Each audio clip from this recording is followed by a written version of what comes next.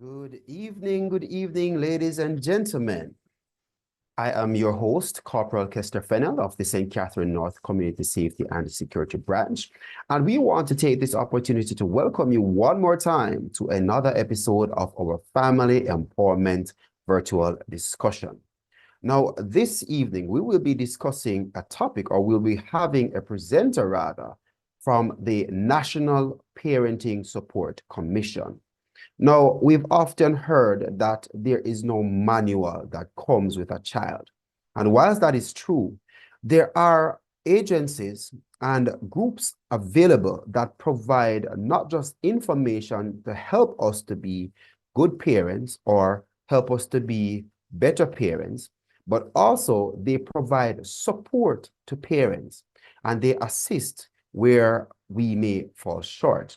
Now, the National Parenting Support Commission is one such agency, and we have them with us here this evening, and they will be sharing and letting us know what that company is all about, what that organization is all about, and how it is that persons can access the services that they offer. Welcome once again to the family empowerment discussion, and this is where we educate the family. At this time, we are going to ask our Pastor Perkins, Reverend Perkins. He is a detective corporal, and he is also the peer counselor here at the Spanish Town Police Station, and he will open for us in prayer. Sir Perkins, it's over to you. To God be the glory, great things he has done. Let us pray. Father, we give you thanks. We honor your name for who you are. Because indeed there is none like you. There is no God like Jehovah. You are Jehovah Jireh. You are Jehovah Nissi. You are El Shaddai. You are the God of all plenty. Tonight, oh God, as we are gathered in this fashion, we ask, oh God, for you to be in our midst. We ask you, Almighty God, that everything that will be said and done will be said unto your glory, to your honor. We ask you, oh God, that this discussion, oh God, will be enriching. We ask you, Almighty God, for your covering of the hosts, of the guests tonight, Almighty God. We just ask you right now, Father God, that you will speak through your people. Have thine own sweet divine way. As I put this platform before you this evening, Almighty God, as I put your people in your hands, and we ask you, oh God, for an enriching evening. In your mighty, awesome, and wonderful name we pray. Amen and amen. Back over to you, Mr. Chairman. Amen and amen. Thank you so much, Detective Corporal Perkins there. And ladies and gentlemen, for those of you who are joining us for the first time, and also as a reminder to our regular participants, we are streaming live on YouTube. So if persons are unable to join us here via Zoom, they can access the program live on YouTube right now. And our videos from previous programs are available on YouTube that they can watch, and they'll be able to benefit from those information, and they will also be able to share. We also ask that you like and share, as also subscribe to our page so that we can have a growth in our following, and we can get the information that is shared on this program out to more persons. So we're just encouraging everyone, please, to go on our YouTube page, and you can access that at CSS North 83. That is CSS North 83 on YouTube. You can like, share, and subscribe to our page. Now, this evening, we have with us on this platform our new commanding officer. Yes, we have a new commanding officer here in the St. Catherine North Division. He is Senior Superintendent Hopton Nicholson. And this evening, we're going to ask Superintendent Nicholson to just come on to say hello and bring some greetings to you, our participants on this platform. Superintendent Nicholson, are you on, sir? Yes, good evening. Good evening, Mr. Fenner. Good evening, Mr. Chairman. Good evening to you, sir. To all on this platform. I'm actually on the road, but I try to make it an opportunity to be on this, my first family empowerment session that the St. Catherine North Division has been displaying or sharing.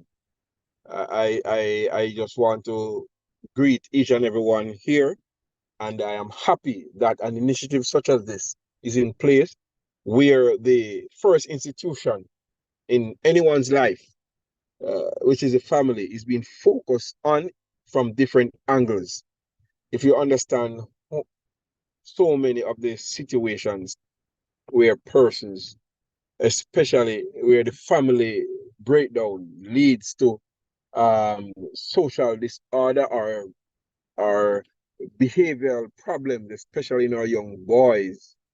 And the researchers will tell you that most of the crimes committed in this country are really young males between age 14 to 26.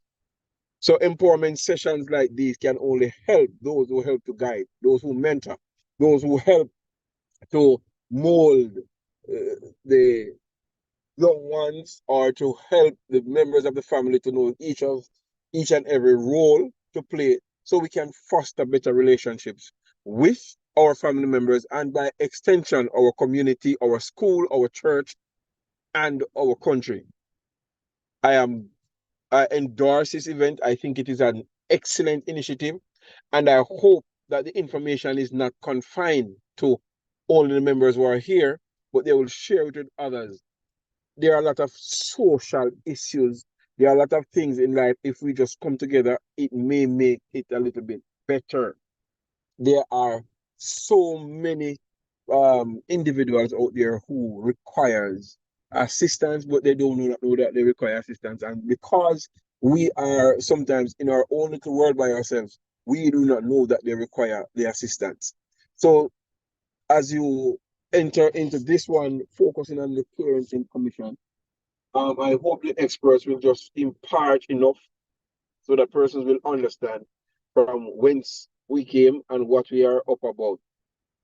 The the the role in fostering healthy parenting practices, and a lot of things. They have some junior ones at the primary school level. You'll be surprised to hear some of the things that comes out of their mouth. There are senior ones at the secondary level. They tend to mimic the things that they see and the way they are socialized. So the values and the ethics that they are taught, we understand that the parents should play a very important role. A lot of the parents, they're leaving up to the teachers to be taught the values of life. But I'm hoping that persons will understand that each parent has a God-given right to protect and prepare for and preserve the sanity and help to mold the behavior of their children. So I just want to thank you for this initiative. I hope that it will grow from strength to strength, and that the communities, the various communities, will be better off because of the empowerment of families, and the institutions such as schools, church, and community will also be better off because of these empowerment sessions, and that by extension, our work as a police will be made easier because persons have understood that it is time that we should all come together so we can be better parents, whether we are biological parents or not. Thank you for having me, and I hope you have a very good evening. Thank you so very much, Superintendent Hopton Nicholson there, ladies and gentlemen, the new commanding officer for the St. Catherine North Division. And we are most certainly happy to have you on board with us, sir. And we look forward to the work that we'll be doing together. And I'm sure that in time, you will be once again addressing the persons on our platform. So thank you again, Superintendent Nicholson. Now, ladies and gentlemen, I'm going to ask you, please, if you could just change your name, if you could rename yourselves. We're seeing on it where there are several different devices and probably nicknames. We're asking, just for the purpose of this program, if persons could use their first and last names, right? We have our representative here from the National Parenting Support Commission, Miss Ashley Phillips. Now, Ms. Ashley Phillips is a social worker in the Parent Support and Behavior Change Division at the National Parenting Support Commission.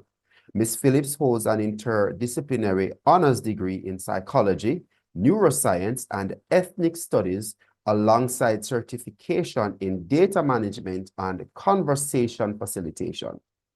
She is a trained behavioral health professional with 9 years of teaching, research, and clinical experience. Her unique combinations of study and work allow her to scientifically and socially explore intersections among behavior, the mind, and society. Ms. Phillips has educated adults and children from all over the world who have different first languages, diverse educational and research interests, and a wide range of learning styles and speeds. In 2018, Lawrence University bestowed Miss Ashley Phillips with the Edwin H. Olson in Human Services Award for showing outstanding efforts in psychology and having the potential to make significant contribution to mental health. So, ladies and gentlemen, our presenter this evening is one that is well-versed, she is well-learned, and she is extremely experienced in her field. And we have Miss Ashley Phillips on with us here, and she is from the National Parenting Support Commission. And she will be presenting to us this evening. Ladies and gentlemen, this is a discussion, and I'm going to ask that persons be able to share their questions in the chat if they do have any, or whilst the presentation is going on, you can make notes of your questions. There will be a section where you'll be allowed to ask those questions and have them answered. I do hope that persons are ready to receive what she is about to deliver to us this evening. Without further ado, Miss Phillips, it's over to you. Thank you, Corporal Fennell. Good evening, everyone. I'm blessed to be here. Thank you for turning up tonight. It shows that you have an interest and keen interest in effective parenting. Tonight, I am going to sensitize you, speak to you about the NPSC, the National Parenting Support Commission, and the programs and services that we offer. So please allow me to share this presentation to do so.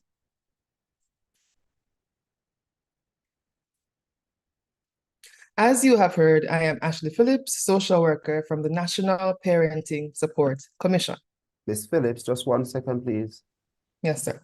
All right. So, ladies and gentlemen, I am not sure if we have reached our quota of persons for the Zoom platform, but just in case you know of persons who want to join the program, if they're having difficulty getting on to Zoom, please ask them to join via YouTube. And once again, the handle is CSS North 83. That's CSS North 83 for YouTube, just in case they're having challenges getting onto Zoom. All right, so thank you so much, and back to you, Ms. Phillips. Yes. I am Ashley Phillips, social worker from the National Parenting Support Commission, or NPSC for short. The National Parenting Support Commission, or NPSC, is an agency of the Ministry of Education and Youth. The agency was established by an Act of Parliament, the National Parenting Support Commission Act of 2012. The agency is mandated to implement the National Parenting Support Policy to increase parental involvement in the education system. The policy is implemented through parenting programs designed for schools and communities that seek to build the relationship between school and home. Simply, the NPSC is mandated to educate and support parents. Whereas we may collaborate with the National Parent Teachers Association, they are a voluntary organization, while the NPSC is a government agency which coordinates parenting education and support across Jamaica.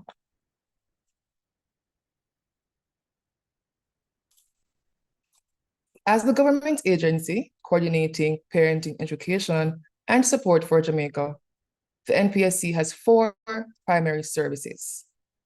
They are counseling and psychosocial support, parenting education, coordination for parenting support, and course accreditation. I will go through our services and answer questions regarding each of them. Questions will be accommodated throughout the session as appropriate and at the end as well. Contact information for the NPSC will also be given at the end of this session.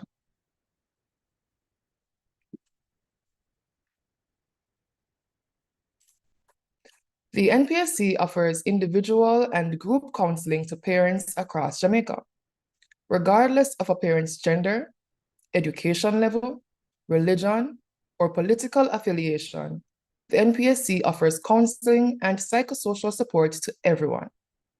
Counseling is provided by trained social workers who cater to the psychological needs of parents. Psychosocial support is given to individuals and groups depending on the needs of different locales or areas.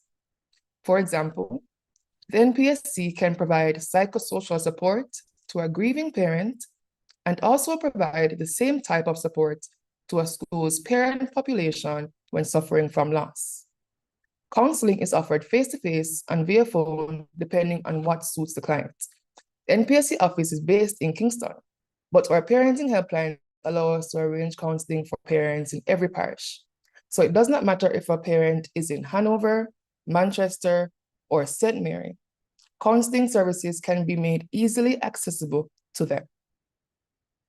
The numbers for the counseling support helplines, the parent support helplines, will be given at the end of this session.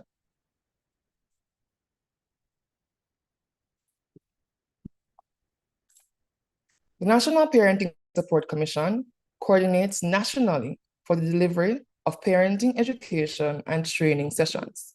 Based on risk and needs assessments, education sessions are customized for the parenting population. Parenting education sessions are free classes for parents to learn about, internalize, and begin to intentionally practice the discipline of effective parenting. As mentioned previously, effective parenting involves a parent's healing and self-development. So, a parenting education session can be delivered on any topic suitable for the needs or development of a particular group of parents. The NPSC frequently delivers sessions on the elements of effective parenting, parental involvement at school, community building, and coping mechanisms. These are just 4 examples of a long list of customizable trainings offered by the Commission. I will speak more about who delivers parenting education sessions when I speak about NPSC programs. Do I have any questions so far?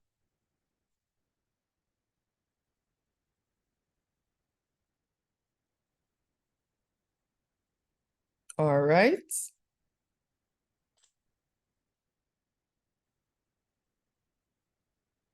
The National Parenting Support Commission coordinates for parenting support in all parishes. If a parent is in need of a service that we do not provide, we connect them to that service. For example, if you are a single mother who wants to be certified in your line of work by heart and you do not know how to start, we can guide you. If you are a father who has children from multiple relationships and you would like to settle on reasonable visitation arrangements for your children through the family court, the NPSC can guide you through that process. If you are a parent of a child with special needs and you do not know if your child is in the right school for them, the NPSC can guide you to the services to assist. If you feel symptoms of mental illness and you are unsure of where to get testing or treatment, the NPSC can help by referring you to the appropriate health services. If the back-to-school period is financially challenging to the point where you have to choose between basic needs, the NPSC can connect you to the Ministry of Labor's Public Assistance Division. If you are having trouble accessing any social service that you need to better your parenting, the NPSC can help. I usually have questions about this section. Does anybody have questions at this time? Right. Good evening. Good evening. Can you start by So, identifying yourself, please? yeah, I'm commanding officer, Superintendent Nicholson. I am trying to stay in as long as I can. As I said, I'm on the road, but I just want to be a little bit provocative because of the diverse society in which we are living now. When you say parents, we realize that persons are the recognized parents here are the regular single parents, nuclear as we know it in Jamaica, and also um the single parent, extended family, and the not the ones that we are using are those ones that we when your category for parents. That's what you describe as parents, right? That is a subset of parents. National Parenting Support Commission, defined by the National Parenting Support Commission Act, defines parents as anyone who cares for children. So the child can be yours biologically or not. We also classify teenage parents as parents. So once you are caring for a child, you are considered a parent. Right. I figure as much, but um if two persons of the same gender claiming to be parents, as much as it's not widely accepted in our society, they are not, I just want to know if they are recognized because of how the things are changing within society. I just wanted clarity from your organization. Well, I have not come across that particular situation, but what I can say is the NPSC respects and supports everyone regardless of where they're from or their orientation. Thank you for the clarity. You're welcome, sir. Right, Miss Phillips, there is a hand that is raised. There is a hand that is raised. Miss Denise Williams, you can unmute your mic and go ahead. Denise Williams Smith. Hi, good evening. Denise Williams Smith here. I'm happy Okay. that you said teenage persons are recognized as parents, and that one of your services that you're able to connect them with the required services. So if there's a 15-year-old whose mother neglects her totally, who is a teenage mother now, and based on the law, she cannot sign on to PA because she would need a guardian and she needs to be over 18. Can you assist her? We can definitely assist her. That sounds like several agencies are going to need to be involved in that case. But I would love if you could send me a direct message with your first and last name, your telephone number, and your community and parish. Thank you. You're welcome. So I have Right. one question Final before one I from me. ask you the end. Final right. one from me. If Go I may. ahead, go ahead, SP Nicholson. All right. Final one from me. That similar situation that the person Ms. Smith gave a while ago.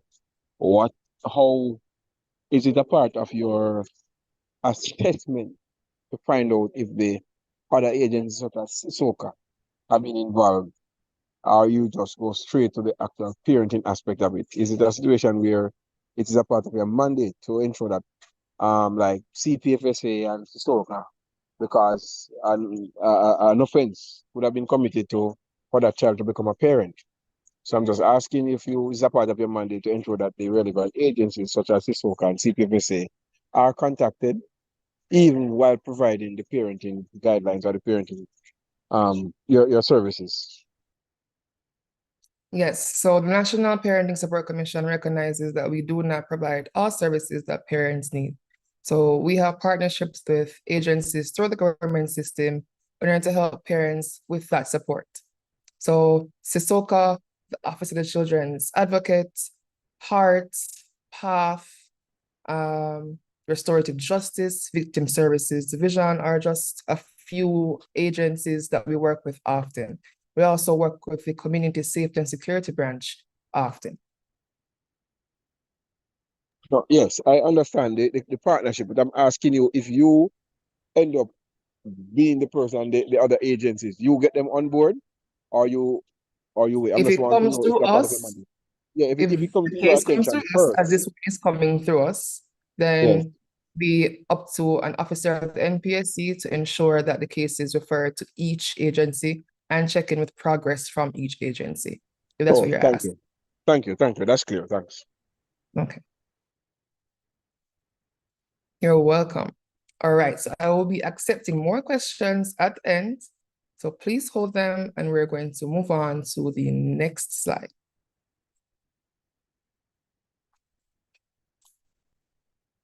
If your community, church, PTA, or any other place has a parenting group or course, the NPSC reviews documents and activities to ensure that your parenting group is on the right track with the discipline of effective parenting.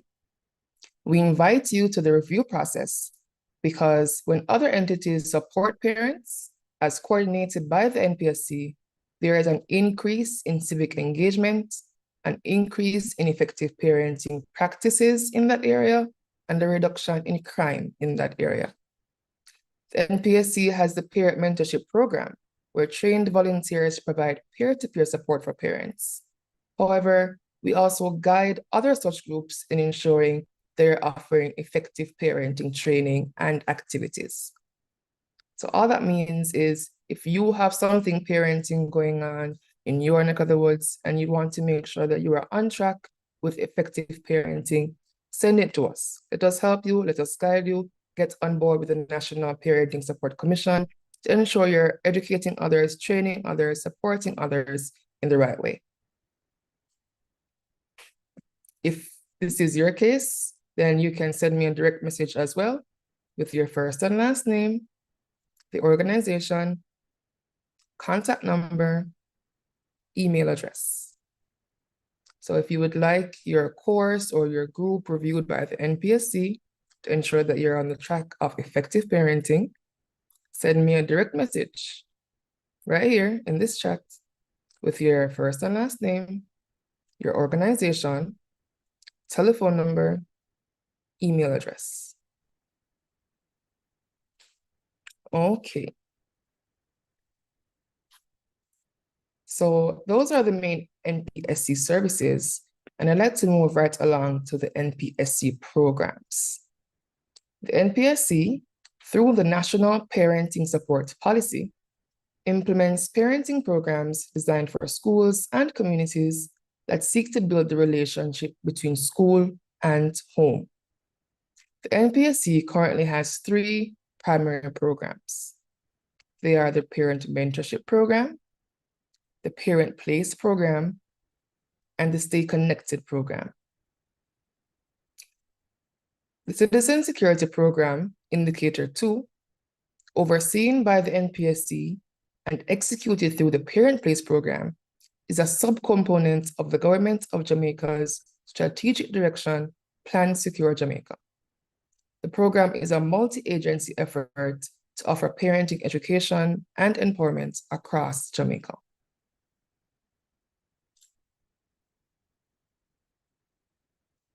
The Parent Mentorship Program is the NPSC's flagship program.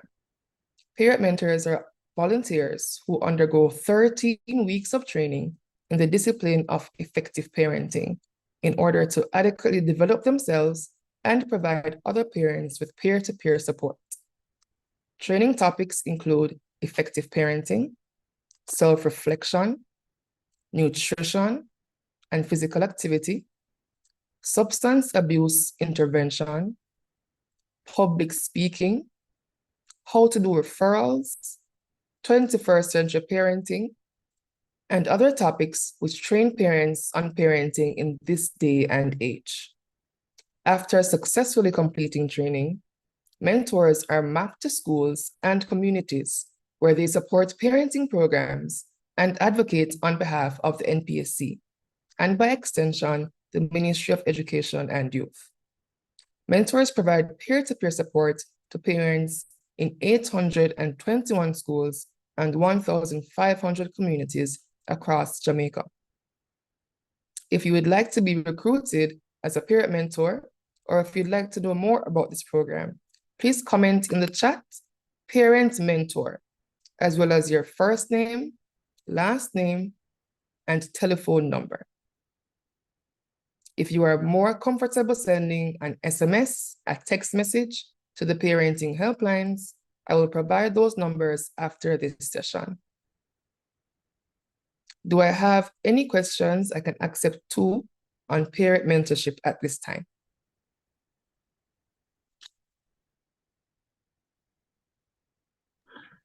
Yes, can I go ahead? Yes, please identify yourself. My name is Andrew Smith. I would like for you to just start to expound a little bit more on this whole aspect of parenting mentorship. Give me a little bit more of some of the responsibilities. What would be some of what are the requirements and so on. I know you did say we can actually um, inbox you and so on, but just for the benefit of those general here, I would like for you to expound a little bit more. Okay, so parents can approach the NPSC. Let me not say parents, let me say adults. Adults who take care of children can approach the NPSC and say, I would like to be a volunteer in your peer mentorship program. The only requirement is to be of sound mind and good intention. So our program has a diverse population of people. There are persons who are unemployed. There are persons who vend in the market. There are persons who are lawyers, doctors, commissioners of their agencies.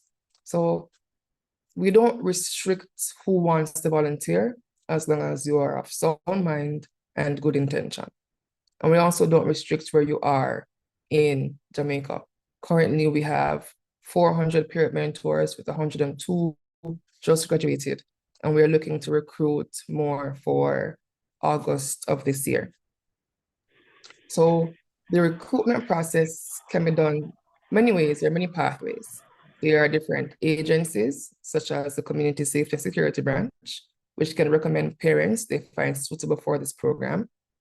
It can be done by, as I said before, parents approaching the NPSC themselves. It can be done by school principals sending forth recommendations for parents. So any trustworthy agency or any parent who wants to volunteer themselves can recommend a person for recruitment.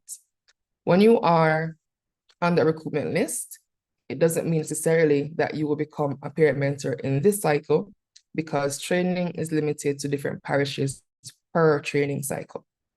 So for the upcoming training cycle, we have Kingston, we have Manchester, Clarendon, St. Elizabeth, and St. Anne, those 5 parishes.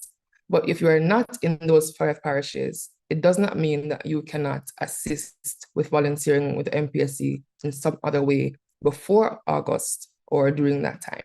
It does not mean as well that you can't be added to the recruitment list for the next cycle. So don't let that limit you for suggesting yourself, recommending yourself to be recruited for this program. As I said, trainees undergo 13 weeks of training in different topics, and that is to first develop themselves. The first topic we go through is self-reflection, and that is the hardest topic. Parents or trainees have to really look inwards at themselves, see where they're strong, where they're weak, and what has been hurting them. They have to work on these things in order to be able to get past them, to manage them, and in order to help other parents who they may come across with similar issues. Does that answer your question? Yeah, I think you have. But to be frank with you, I am, very concerned, at some of the possibilities. We know that we have some very weird people around, people with that are perverts, persons who are just deviants in society. But of course, they might speak nicely, they might appear to be, well learned and seem to be come from a good background per se.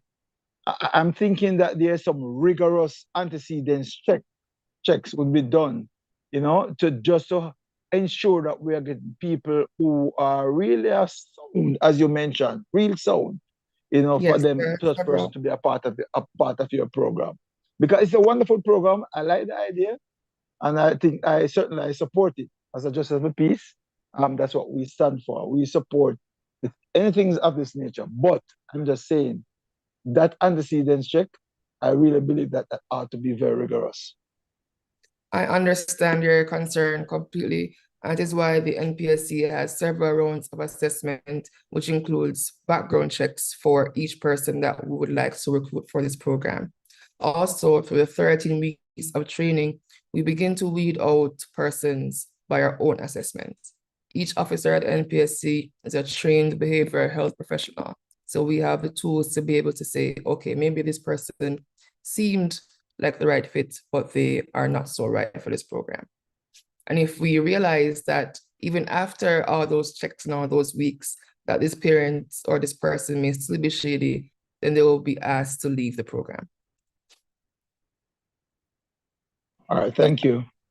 Okay. All right, thank you so much. All right, so Ms. Phillips, there are two questions in the chat that I would like for you to respond to. One is from Ms. Valerie Brown, and the other is from Ms. Nardia Clark. And they are asking, Ms. Brown is asking, one, if there's an age limit, and two, Ms. Nardia Clark is asking if there's an application form. There is also a hand raised once you have completed Ms. Sharika Whitelock Balancing. You can indicate to her, she can go ahead with her question if you are able to facilitate. Okay, I'm going to facilitate these three ladies and then move on to the next slide.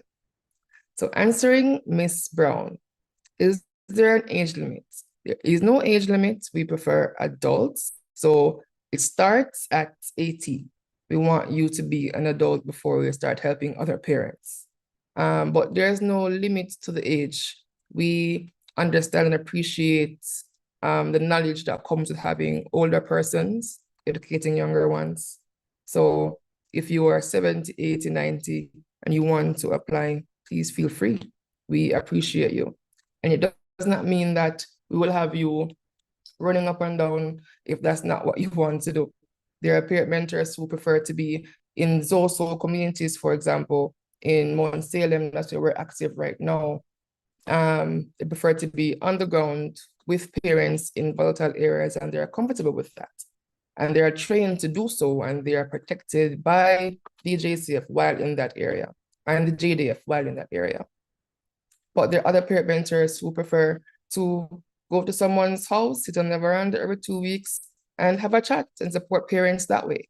So however you want to volunteer is what we will do. We won't ask you to go beyond your comfort level for your age or whatever else you're not comfortable with. Is there an application form? Yes, there is. Application form is dispersed after you have been selected as a peer mentor recruit. So the first step is to send me a direct message with your name, first and last name, telephone number, and parish, and we will go from there. And you said a hand was raised, Corporal Fennell.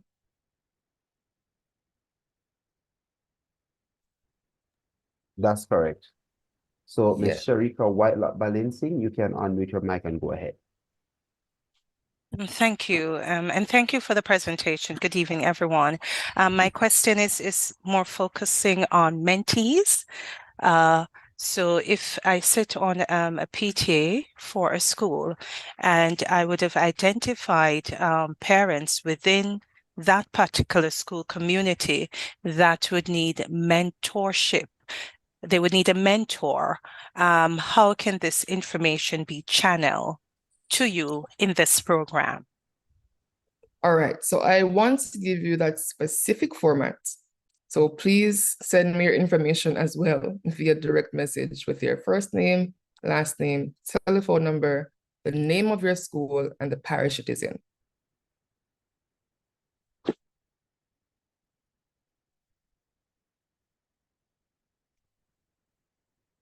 Hello? Yeah, oh, thank you. I'm actually typing the information in the chat. I thought that I should just put my name and the email address and the school that PT executive that I'm on. So I'll just leave the information in the chat so you can take it. All right? Yes. So when those parents are recommended, we will have intake sessions with them. We'll assess them to see what services they're appropriate for. Whereas it might seem that they need mentorship on the surface, it may be that they would benefit from certification by heart in order to improve their parenting. It may be that they would like some support financially from PATH in order to be able to speak calmly to their children. The things on the outside that affect the way we parents are numerous.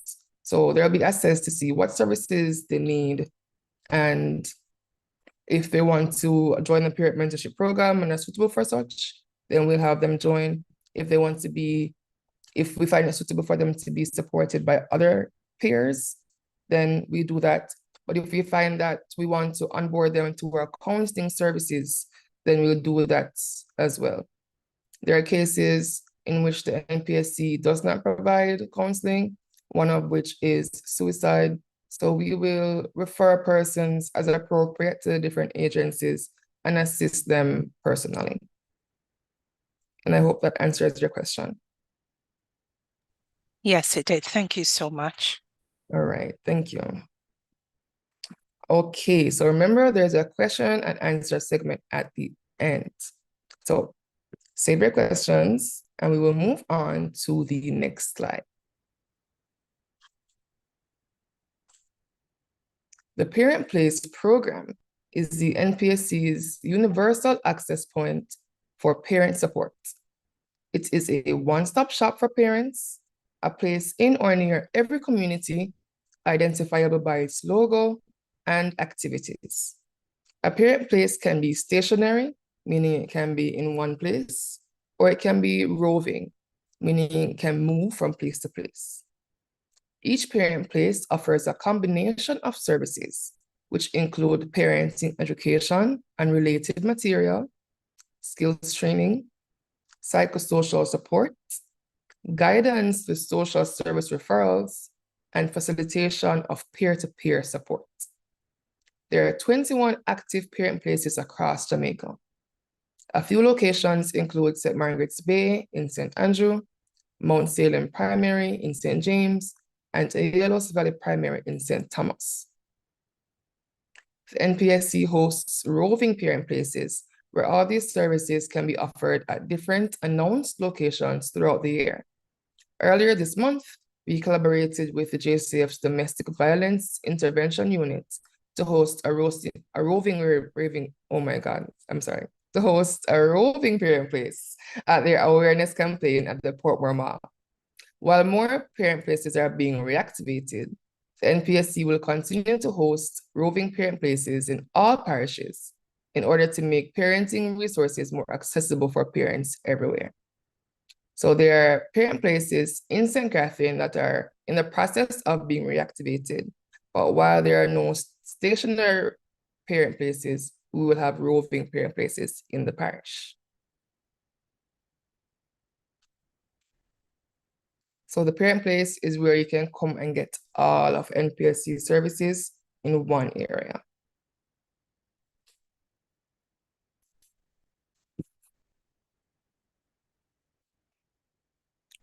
The NPSC oversees coordination for Indicator 2 of the Citizen Security Program, which is Parenting Education and Empowerment. This is a multi-agency government project. Under this program, parenting education sessions and trainings are offered by helping service professionals. Helping service professionals include guidance counselors, deans of disciplines, HFLE teachers, pastors, CSSB officers, includes persons who help the community, help the citizenry in a social service agency, in a social service setting. So these persons are trained in their own rights and also trained by the National Parenting Support Commission to offer these services. The discipline of effective parenting is wide. It includes elements of effective parenting, such as nurturance, structure, recognition, empowerment. It includes self-care for you as a parent. It includes looking back at your own traumas and doing everything you can to heal them. It includes upskilling yourself. So with everything that the discipline of effective parenting includes, the range of topics for these parenting education sessions are wide. So on the screen here is just one example of a virtual training that was given on effective parenting.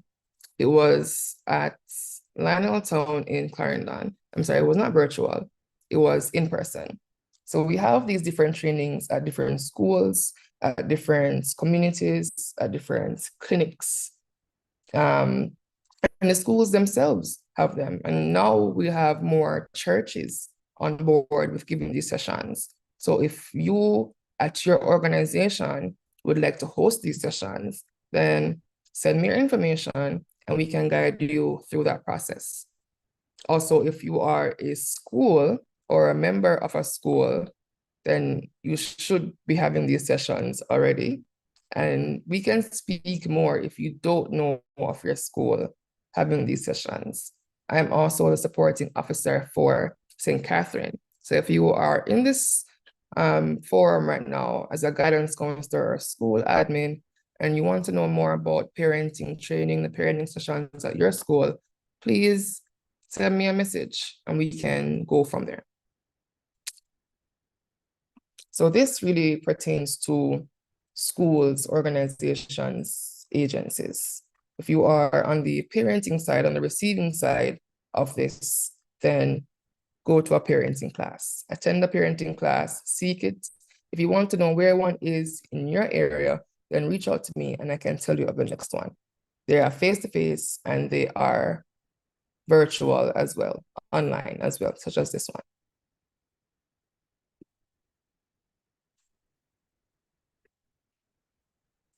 All right, and the last program I will tell you about tonight is the Stay Connected program. The NPSC has the Stay Connected program, which seeks to increase and maintain parental involvement throughout the high school years through effective parenting training, capacity building, and psychosocial support. Through this program, the NPSC offers intensive parenting education, training, and support. So we look at the different schools that are in need of training for parental involvement to increase. So beginning in grade 7, parents are supported through to grade 11, so 7, 8, 9, 10, and 11, with programs and services customized to each group of parents at each school after their needs are assessed. So we assess needs as a group, we assess needs individually, we assess needs with different instruments, and we customize the treatment plan for that school and for those individuals. That's why it's an intensive program. It's not an island-wide thing. There are currently 4 schools that this program is being implemented in. They are Clancarthy in Kingston, Dintill in St. Catherine, Paul Bogle in St. Thomas, and Bustamante High in Clarendon.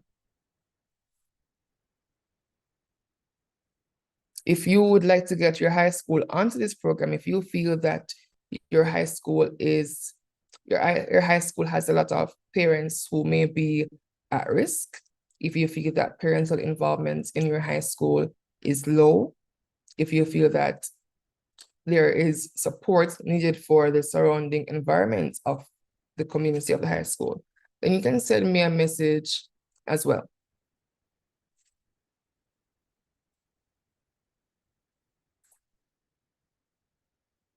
All right, so we are at the end of the information. After this, I'm going to send you a document, and then we're going to have the question and answer segment. So the National Parenting Support Commission the NPSC, is located at the Ministry of Education at 37 Arnold Road, Kingston 4. So it's not the one on Hero Circle. It's the one closer to the JDF camp. Our parenting helplines are 560-9272 and 788-5382. They both have 876 area codes. So that is 876-560-9272. That is 876-788-5382. Now, if you are a helping service professional and you would like to deliver a training, if you have been trained by the National Parenting Support Commission and maybe you fell out of the loop and you didn't receive other information, maybe the bulletins sent through the education system have not been forwarded to you, what I'm going to do is attach here, and I will figure it out. Attach here the CSP register. Now, I'd like to reiterate that this is just for persons who were trained by the NPSC, somehow fell off, they lost information, and they would like to register so they can pick up with their schools. So you fall into this area if you're a guidance counselor and you don't know much about the CSP program. That means that we need to have a little talk. So I promise I will figure out how to send this to you. But the email address is nationalparentingsupport@moey.gov.jm. And you can visit our website. It is under construction, but currently we have information available, especially in regards to, well, let me not say especially. I'd like to highlight the sex and sexuality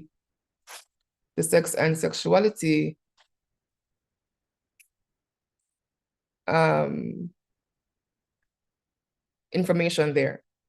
So you can be more adept in speaking to that with your children, speaking about that with your children. 1 second.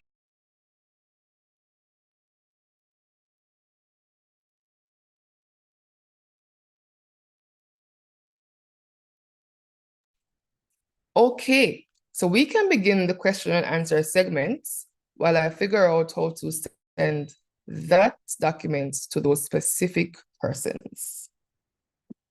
So, Mr. Fennell, Corporal Fennell, could you please facilitate the Q&A in an orderly fashion for us? All right. Thank you so much, Miss Phillips, Miss Ashley Phillips there, providing us with a whole lot of information that we now have to divulge. And yes, ladies and gentlemen, we are facilitating questions. Some have gone already, but I know that there are other persons who may have questions. I want to also point out for those persons who are on YouTube, if it is that you have a question, you can place it in the YouTube chat and we will be able to also facilitate those questions. All right, ladies and gentlemen. So here now, the floor is open for persons. Please use the raise hand feature, or you can feel free to type your question in the chat and the questions will be addressed. So here's your opportunity for those who didn't already get a chance.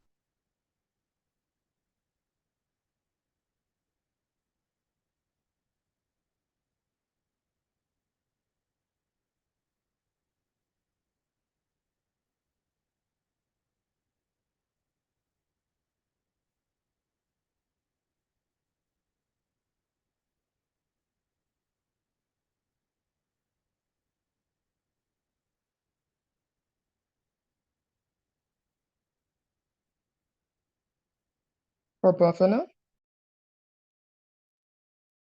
All right, he is bumped up, but you're working on it. Okay, well, while he gets back on, let me see if I can. Am I being heard now? Yes, you are. Thank you. Thank you. I'm not sure what happened there just now. I got disconnected. Right. So, as I was indicating, if persons have questions, for persons who are on YouTube, if they have questions that they want to ask, they can feel free to type those questions in the YouTube chat, and we'll be able to have those questions addressed right here as well for those persons who are on YouTube. So we're going to ask persons to use the raise hand feature, or they can type their questions in the chat as we delve into our discussion part of our program. And while persons are determining what it is that they want to ask, there is a question that I want to ask Ms. Phillips, and it is in relation to the parent place. Now, I did hear you make mention of persons who were trained by the NSPC, and that, well, NPSC. And you said that there's a form that if they were trained, they can fill out. Now, I recall being trained as one of the mentors for the parent place that is located here in Spanish Town. However, since COVID, that has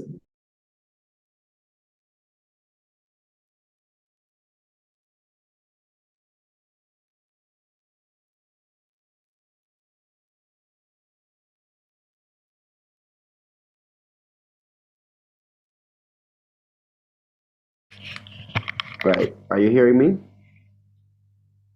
Are you hearing me? Yes, we're hearing you clearly again. All right, I'm not sure what's happening. It seems we're having some technical difficulties with our internet here, having some connectivity issues. But my question is, I was one of those persons trained to work with a parent place here in Spanish Town. And since 2020, when COVID came out, they have been shut down. So it has not been operating. So the people of Spanish Town have not been able to benefit from the parent place that currently exists here. I'm asking, is there any plan in place for reopening that one? There is a plan in place to eventually open all parent places. But right now, we're focusing on persons who actively want their parent places reactivated. So now that you have mentioned this to me, we can definitely work together to get that reactivated, because I do agree Spanish Town needs a parent place. You've seen what has been happening in the news recently. So we need to do our part as parents and as social security agents in ensuring that we are educating parents in the discipline of effective parenting. Right. Thank you so much for that.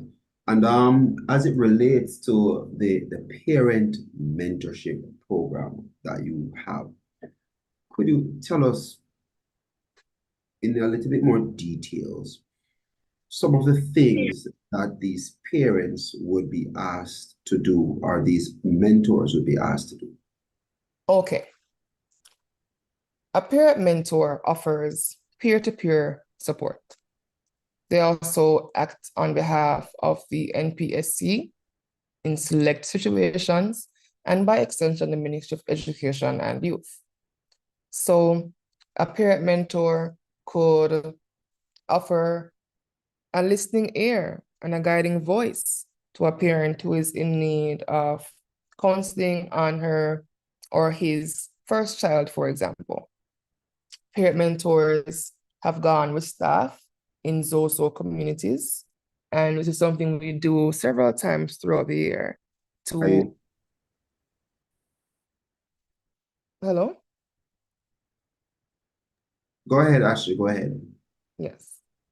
So we go through several communities that might not have heard about the NPSC, and we sensitize them a bit like what I have done tonight on the ground, and sign them up for the different services that they would like, or that they need. A parent mentor could assist by making follow-up calls from roving parent places, because after you go to such a big event, all those persons have to be called back one by one in order to make sure that they are afforded the appropriate services to them. Parent mentors assist in the execution of different events. So if they would like to help us with making sure that parents are supported maybe in a hard class like self-reflection, they can do that and we can equip them to do so. We don't just have strangers doing that.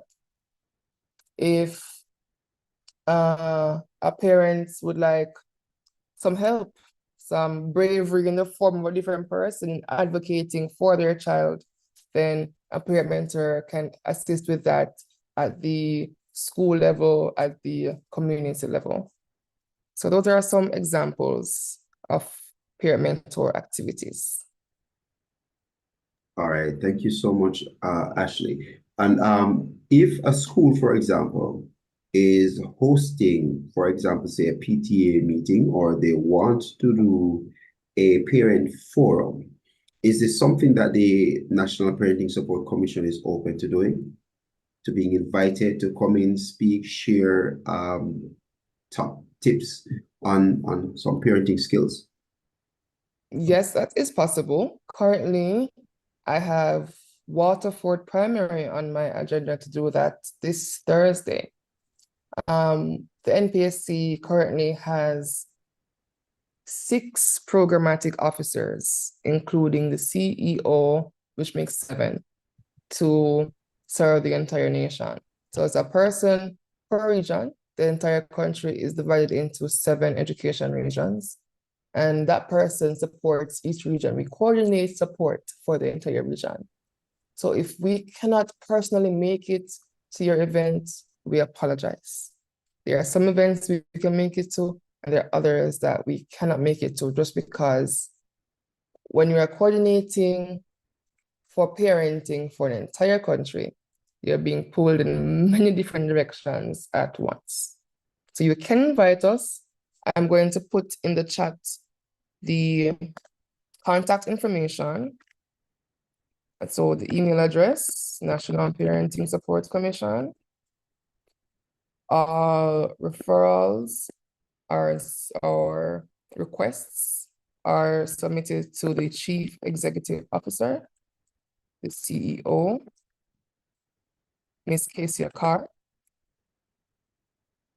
And please have it signed and co-signed by the leader of your organization.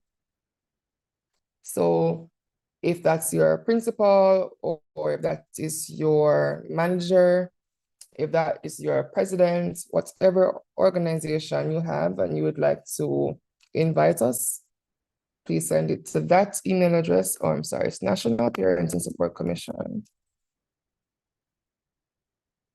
support@moi.gov.jm. So that is the email address. So you can send a referral and we will look at each request and we will advise you on what will happen. The earlier you send them, the better. Okay, wonderful. Thank you so much for that, Ms. Phillips. So, ladies and gentlemen, we are still accepting questions at this time for persons who may want to jump in on this discussion. You know, you have learned some things about the National Parenting Support Commission this evening. Now, this is not one of those agencies that many persons are familiar with. And you may have some questions, you know, you may even have some personal questions that you may want to ask as a parent. Here's an opportunity for you now to throw that question out there, and Ms. Phillips will address it as best as possible. And whilst that is taking place, I want to ask though, for the Stay Connected program, Ms. Phillips, how do you measure success rate for your programs?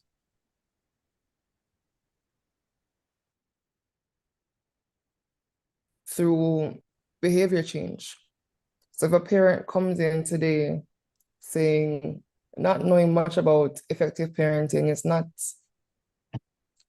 practicing effective parenting, is not being a good great parent to their child. And then through the education sessions, through the counseling sessions, through the training sessions, they begin to internalize information. That is a key step. So I can teach, educate all day, but it is up to the parents to internalize that information. So if the parent does that, begins to internalize, begins to practice, begins to day by day and step by step change their behavior to become a more effective parent, then that's how we measure that success. So there are numbers attached to different assessments, different pre-assessments and post-assessments. There's that way, yes. But we measure by, say, for example, a parent is beating their child 10 times a day. For what reason? We find that most times children are running away because of ill treatment, because of abuse, because of lack of attention. And when they return, they end up getting the beating of a lifetime, for example. So if we can educate persons, parents, and why that's happening in their household and get them to use different strategies and techniques, practices to change their behavior, to make their environment and their home more peaceful, then that is the greatest measure of success for the program.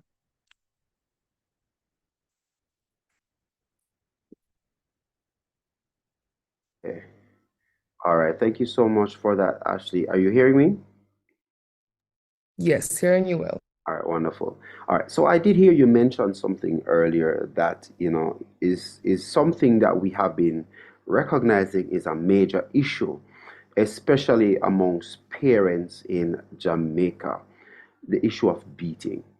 And for me personally, it's one of those things where I believe that by the time a child gets to a certain age, there should be a certain level of understanding between the parent and the child where beating becomes, whilst we don't support corporal punishment here in Jamaica, we know that as a means of scolding the child, sometimes parents will administer a few slaps, and it's certainly not in a manner where it could be constituted as abuse.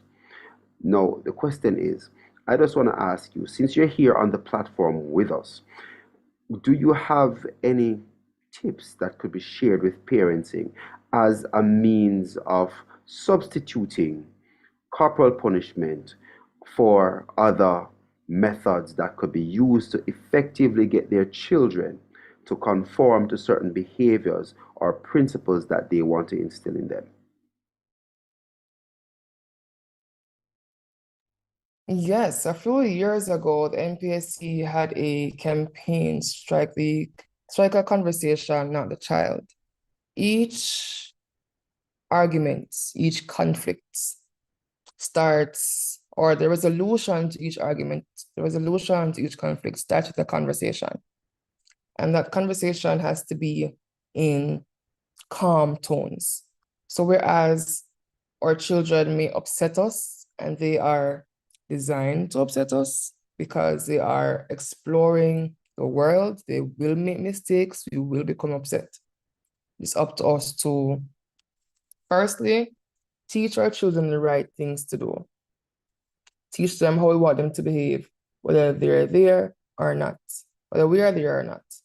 And that includes, and when we're teaching our children, explaining to them why.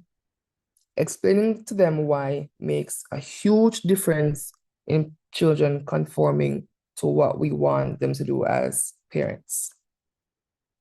So if you raise your child in socially appropriate ways and you raise them with love, care, the right health, the right ethics, and you find that this child is still experiencing behavioral issues, then you might want to reach out for professional help.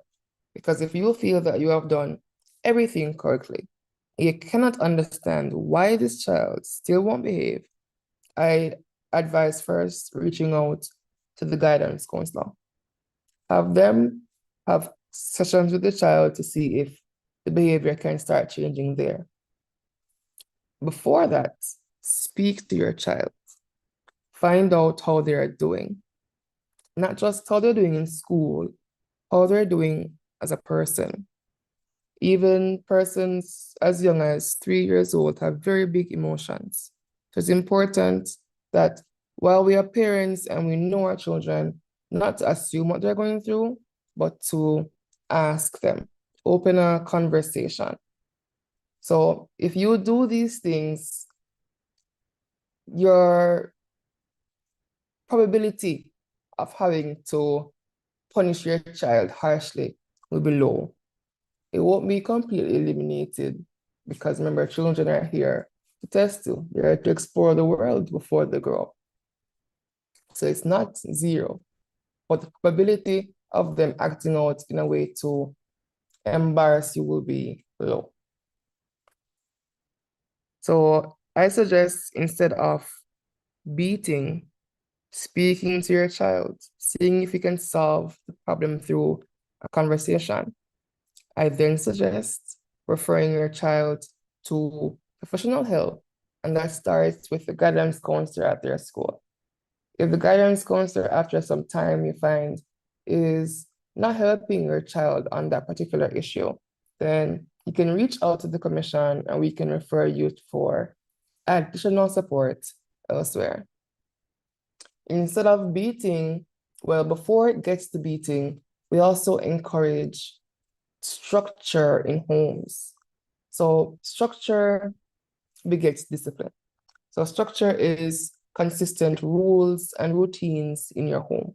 That is rules and routines in your home used all the time.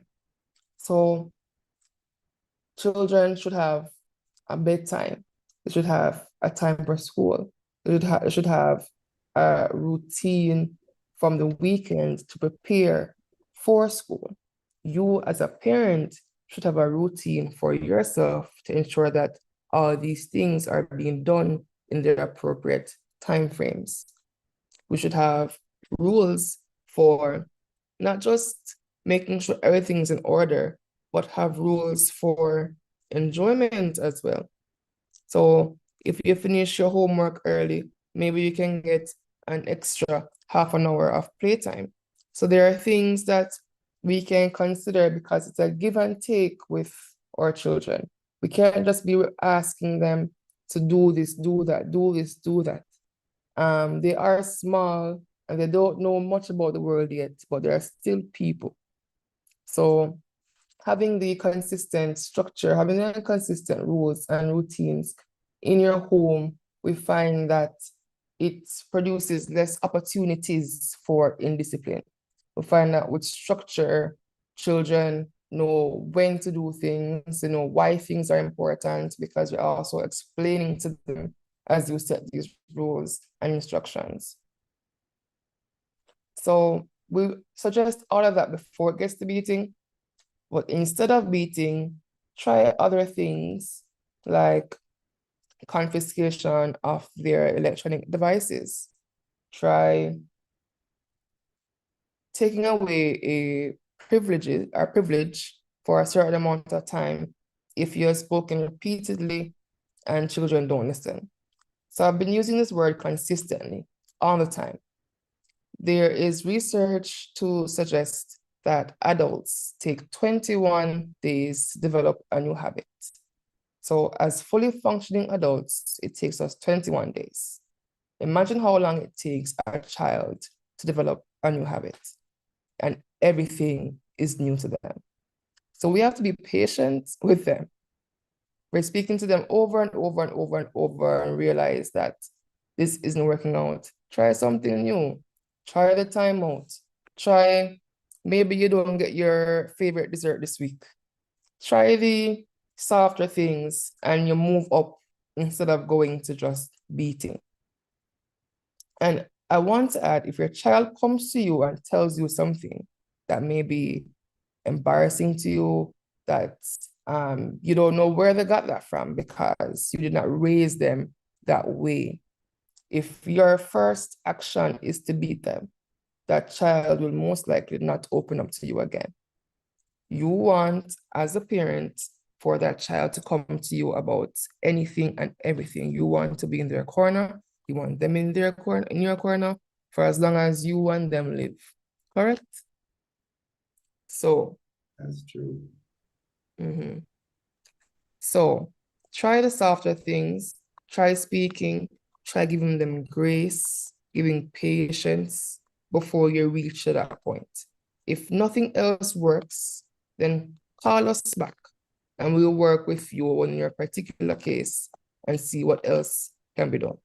Because imagine if you didn't do something right at your job or in your home and it's just beating. Like you will wonder what is going on in there, and you'd probably call the police on you.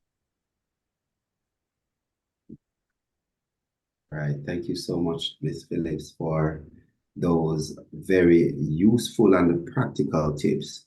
And as you were listening there, as you were talking rather, and I was here listening, I began to reflect on some of the methods that I practice with my own children. And I was pleasantly surprised to say that most of what you are talking about is what we've been practicing, as also what we have been recommending to parents. Because one of the things that happens here at the Community Safety and Security Branch is that many times parents and schools, when they have issues with children, they are brought to us for us to do some level of intervention with them. And we are up to this afternoon, I had several parents here from various schools with their children that have been giving issues that we were doing interventions with them. So, I am happy to know that the things that we have been recommending, the things that we have been practicing are in fact now being purported as best practices. And, that is good to note. I do want to ask this question though, because throughout discussion, one of the things that I have recognized, and I don't know how much attention has been placed on it, and I don't know if from the National Parenting Support Commission, how much emphasis has been placed on this issue. And it is the issue of parents, pregnant mothers, smoking and drinking during their pregnancy and the long-term effect that it will have on the child. Because one of the things that we're recognizing now is that there are many children that are exhibiting behaviors that are outside the norm or outside the normal scope for their age group. And when in dialogue and questioning those mothers, it has been indicated that during the pregnancy, they smoked and they drank alcohol. Can you say what level of effect this can have on a child long term? Well, I would like to preface this by saying that it is not my agency's responsibility to speak on such matters. Even though we are parenting, we are concerned, however. So it affects children greatly. Drinking is absolutely not recommended during your pregnancy by every single medical professional. Drinking will stunt your baby's growth, will stunt your baby on every developmental domain. So your baby will be underdeveloped cognitively, meaning they won't be as bright. Physically, they won't grow to be as strong, maybe socially. They won't be able to get along with others. So there are different ways your baby can be affected. They can also have different syndromes that you will see that are very evident and just looking upon your child.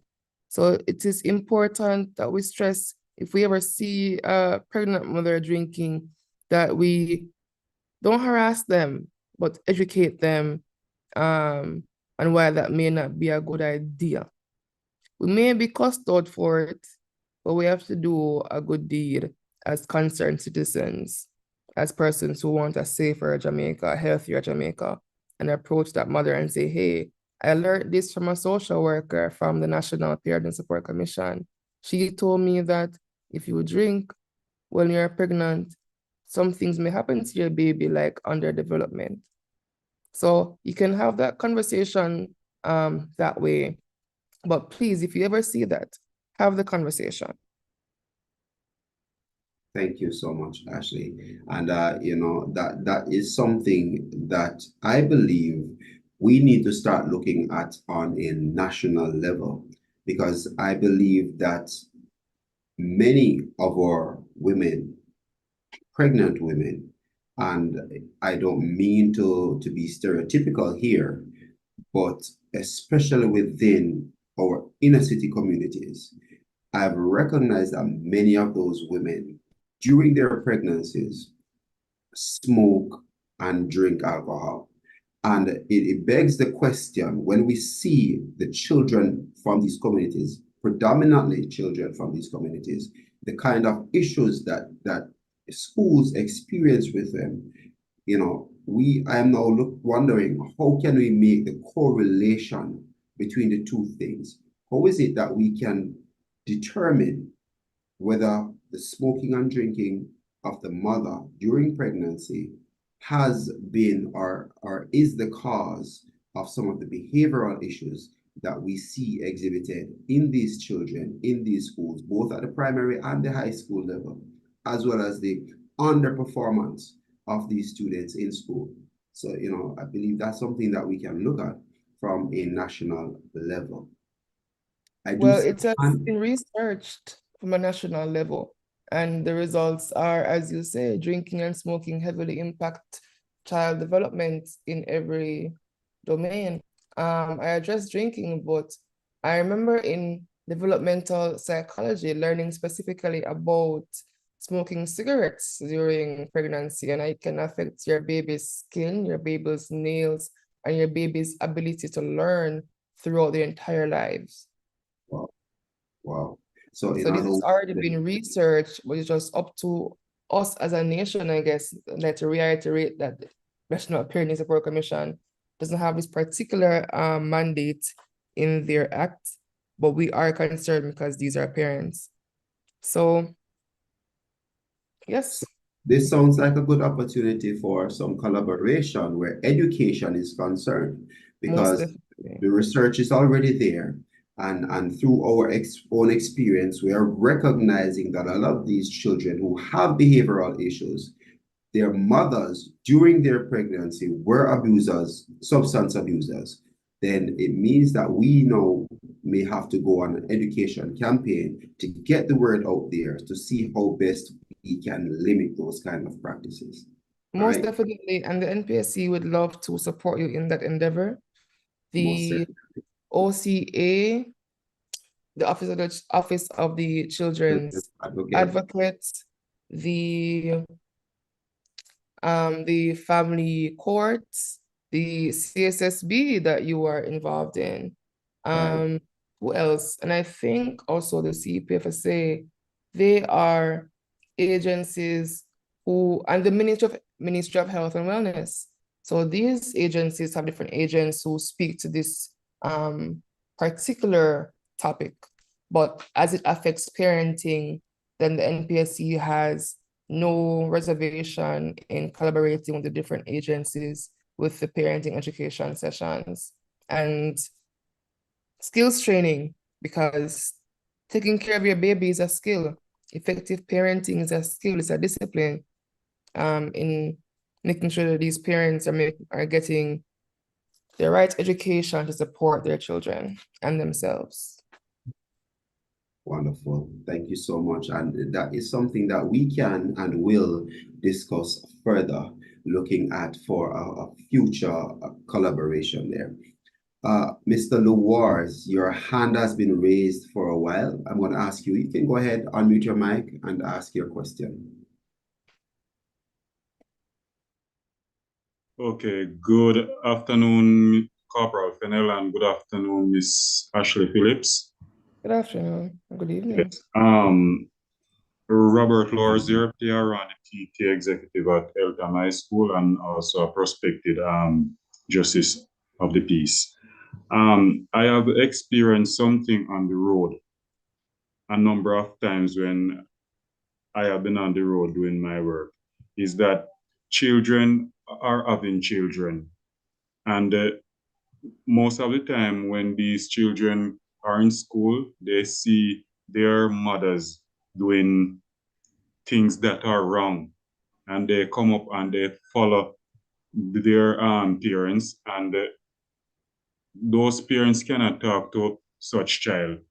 And as a result of that, that child drop out of school because no one can talk to them. So what type of educational system can be put in place for such parents? All right, so that sounds like something that would take place with more than one agency and over time. That's not something that can be fixed in 1 week. But as I said earlier, it starts with a conversation.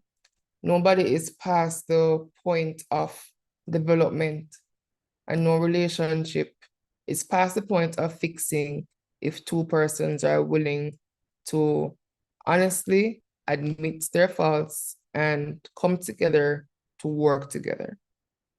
So frequently in parent and child relationships where the parent was not such a good parent to begin with, you'll find that there is some resentment of the child towards that parent.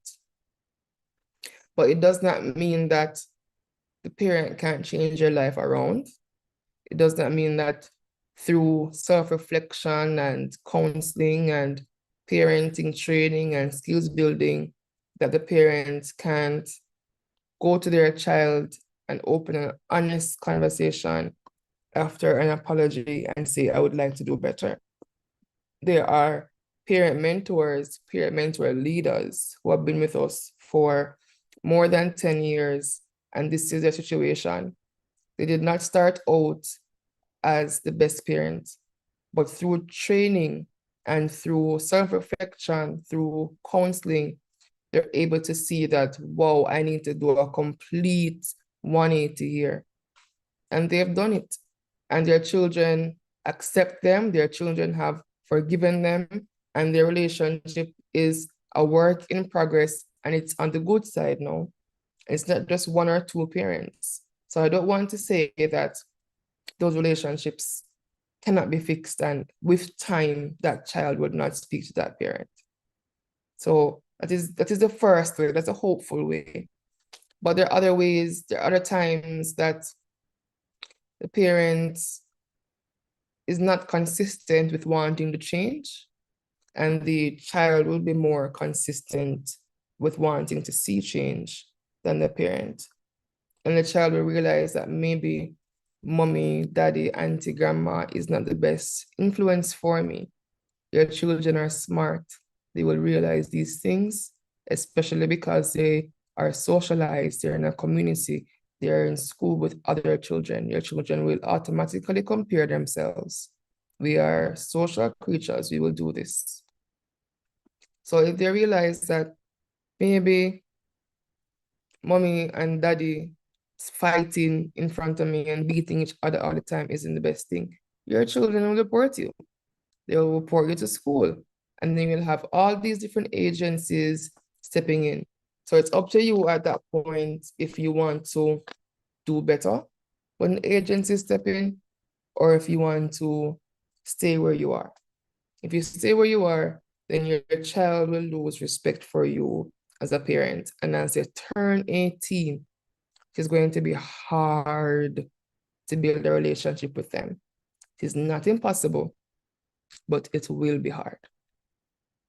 So does that answer your question, sir? Yes, it does. But and one final thing, I noticed even sometime at my school when when some of my students are at home and they are giving their parents trouble, and they don't want to listen to their parents. As soon as their parents call me, And I said to the parent, the child is beside you. And she said yes. I said, okay, give the child the phone. And when I talked to the child, and I said to the child, you know what? I'm going to visit the home. And the parent is so happy about that. When I visit the home and I talk to the both of them, the parent tell me that they have no more problem again with such child. So you see, so they listen to me, but I think it is something at the home why they don't want to listen to the parent. Yeah, so each parent can assess the situation. It becomes with admitting that maybe there's something I need to improve in my parenting. Maybe I should start with me. If I want my child to do better and I am the example for my child, maybe it starts with me. So it comes with them maybe accepting that maybe I need professional help from a guidance counselor, from a social worker, from a helping service professional to guide me in making sure my child is on the right path. So thank you for your question, sir. Okay, thanks. Thank you so much, Mr. Luars, and thank you very much for responding to that, Miss Phillips. There is in the chat posted by Miss Claudette Bowie. A question was posted earlier, RJ being mentioned and its role. Miss Bowie, I did check the chat. I'm not seeing that question in there, but if you would like to, you can go ahead, unmute your mic and ask your question so that it can be addressed.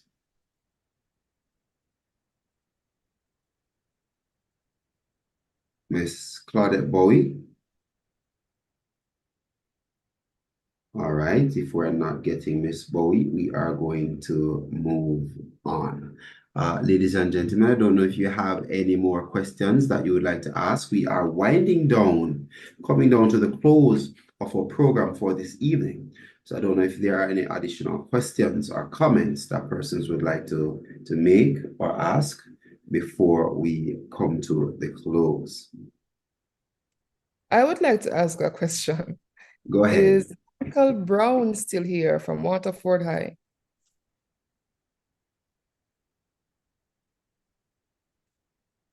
No. No response from that person. There is a Jacqueline that has her hand raised, as well as a Miss Erica White. Okay, Miss Jacqueline, please go ahead. Or Miss White, rather. Miss Erica White. You can unmute your mic and go ahead. Pleasant afternoon.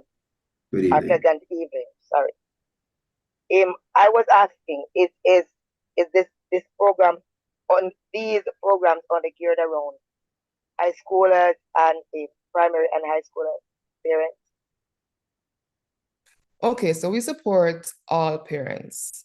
While the programs are primarily geared around primary and high school parents, because that is a part of the mandate, it's also a part of our mandate to support parents nationally. So we support parents who have children who are over 25 with intellectual disabilities. We support children who are adults. So, for example, 14-year-old mothers who have babies. So once you are a parent in need of support and we can offer that support, we will support you. There's no limitation. So the programs and services are mainly geared towards those parents, but they're not limited to those parents.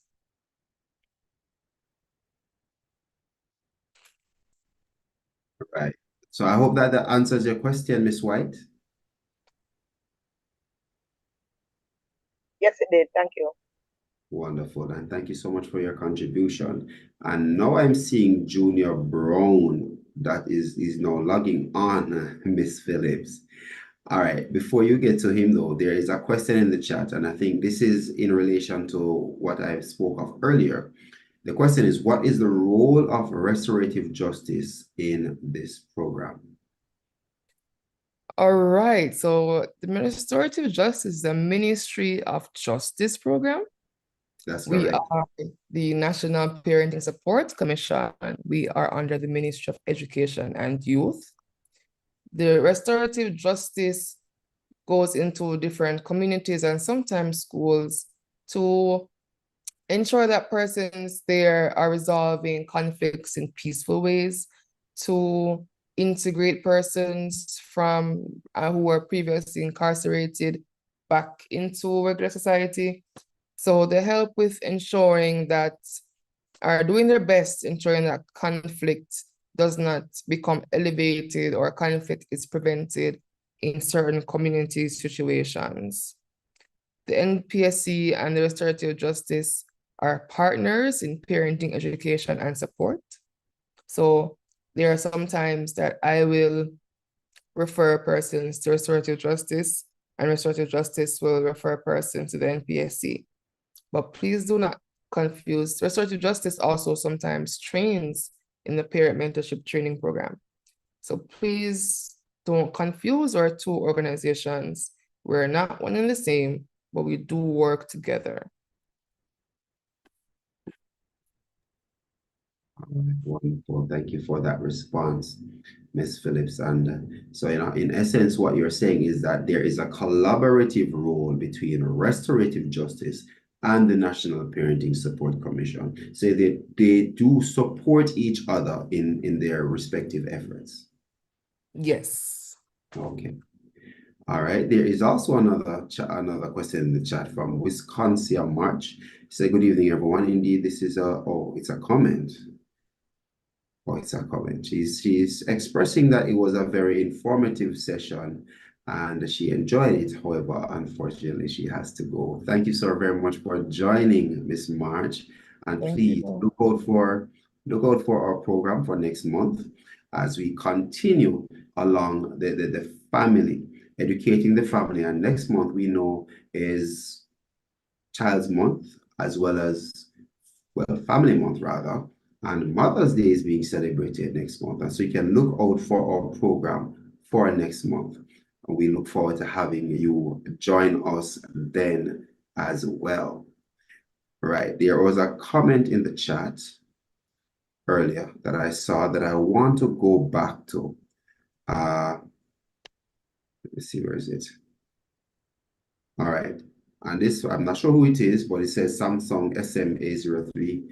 Laws needs to be changed to respond to social, economic, moral, technological issues, etc., based on changes in society. And that, I believe, is something that needs to be looked at and considered more, because many of our laws here, what we recognize is that they are really outdated, and they require being looked at with a view of reforming. And so, we're hoping that in future, the powers that be will make the necessary changes to enforce the laws that need to be enforced and revamp what needs to be revamped. It's about time that some of our laws are repealed and changes are made to keep up with the changes in society, just as you are alluding to.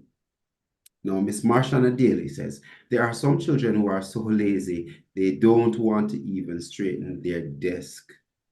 And she's asking for help, and I guess she's a teacher. I don't know, do you have any advice for teachers, Miss Ashley Phillips? Well, teachers are parents as well. They're parents of their own children, and they take care of so many other children, Monday to Friday and on weekends as well. There are different reasons why students are lazy, or quote unquote lazy. Sometimes they're very tired. Some things are happening at home and we don't know about it. So it's best to investigate, call in the parents, see what's happening, and see why it is that their child is so tired. It could be that the child is on the tablets till 2 in the morning and the parents have no idea because the tablet is locked in the room with the child at night. It could be that there is emotional turmoil at home. Maybe parents are fighting, maybe siblings are fighting too much, and it's having a profound effect on that child. So when they come to school, they can't even lift their head off their desks. could be that that child is hungry. There are many parents who manage the stress well. So you don't know that this child is hungry unless the child says, Miss or Sir, I am hungry. So it's best for us to investigate what is happening at home before we call a child lazy. Also, there are cases where the child is in need of assessment, psychoeducational assessment. Maybe that child has some kind of disorder or disability that maybe is not seen so clearly on the outside. And through assessments, you will know exactly what's going on with that child and how to help them, how to support them. The Michael University, Michael Care offers assessments. They are the most affordable option for assessment. So that means their line is also extremely long. I mean, a year long. A recommendation from the NPSC can move you up that wait list, not get you to the top, nowhere near the top, but it does move you up the wait list a bit. So there are different reasons why a child may be doing that. A child may just be acting out. Maybe they want some attention. Maybe their brain is tired. Maybe they learned a lot today and they're just done. So there are different reasons, but it all starts with investigation before we just say, okay, this child is lazy. That is absolutely correct, Ms. Phillips. And in many cases we are quick to jump to conclusions rather than try to find out what are the root causes for issues. And a lot of times children are going through some things that we would not even imagine. That's the truth. Some children are undergoing some stressful and traumatic situations that we cannot imagine. And because of that, when they act out, we don't see that this is as a result of what's happening with them at home. We always see is the behavior without understanding the cause of the behavior. And I absolutely agree that it is important for us to try and find out what it is that is happening with these children. What is causing this behavior? And one of the things that I've recognized too, in my experience, is that a lot of these children who are exhibiting antisocial behavior are children that are suffering from some condition, some mental condition, and so it is important for assessments to be done. So, I'm happy that you gave that kind of response, especially for our teachers, and for our parents too, because the truth is that if we going through our days can be stressed out by the things that we have to do throughout our days, children can also get stressed out by the things that they go through throughout their days. And that is something that we have to be reminded of. All right. So thank you so very much for that response, Ms. Phillips. I'm seeing some comments in the chat, mostly persons, sharing that they are agreeing with some of the points that are being made, and they are expressing how informative the program is. We thank you for these kind expressions, and we ask that you go to our YouTube page, like, share, and subscribe so that other persons can benefit from the information being shared. And please look out for the links when they are shared so that you can share it with other persons so that they can also join in and be educated. Now, ladies and gentlemen, we have come to the end of our program. And it was truly an informative program. I learned so much. I was aware of the National Parenting Support Commission. Ms. Phillips and I, we have collaborated for parenting forums, and I was still learning here tonight. And so I know that you have learned a lot. And Ms. Phillips, do you just want to quickly, within about 30 seconds, give some closing comments to the persons on our platform. And to thank everyone for coming out tonight. There are still 81 of us here and a person on YouTube. So it shows that you have interest in effective parenting, interest in developing yourself as a parent, interest in developing your neighbors and your colleagues as more effective parents. So thank you for that interest and thank you for staying. I appreciate that.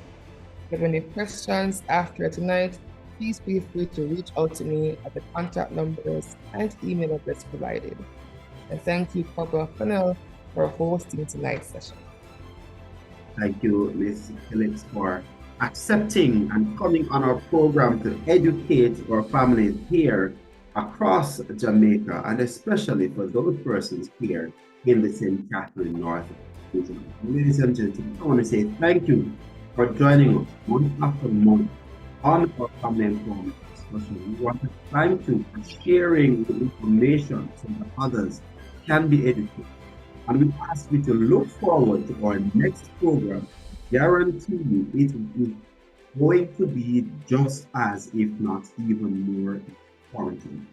So, month after month, we thank you. This program is for you.